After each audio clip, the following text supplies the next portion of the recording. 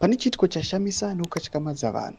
Aiwa, chiitiko chekutsakatika kwemaarmy general from the period of 2017 mamuzi apa vaita the military coup up until 2024 vachiti aiwa chiitiko ichi chashamisa vanhu nekuti kakombea nedzimwe nyika dziri active currently mumawars dzaita sana Ukraine naRussia.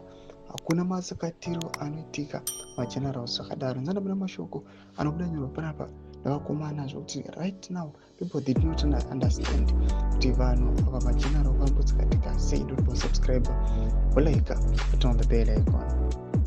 Tipinda panapa BBC Zimbabwe vakomana buda nyora chiti did you know since 2017 Zimbabwe lost more army general than Russia and Ukraine altogether.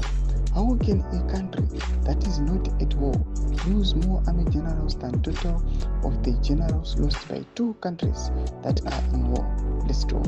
Thomas Kwamda chikomentiwa panapa aiwa nevakomana veMBBC Zimbabwe vachiti aiwa isusu nyika Zimbabwe zitomborikana mumawars zatomborikana active muwar kana any dispute neimwe nyika vadionekwa kunzi aiwa inoluza maarmy generals ava vakawanda sevamukona mapictures umo vachiti aiwa tikabatanidza mageneral aiwa get to yekuukraine yekurussia aimbofika kasvika kunyange pahafu zvayo yevakatsakatika munyika yeZimbabwe from the period of 2017 up until 2024.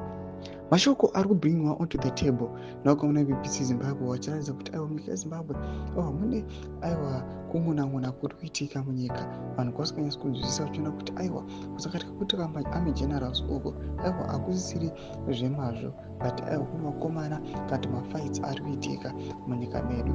Mbudisa mafungiro enyu kuti kudii pamusoro pechiitiko ichi pabvina comment section medu. Mbudisa mafungiro enyu, so subscribe or like, turn on the bell icon.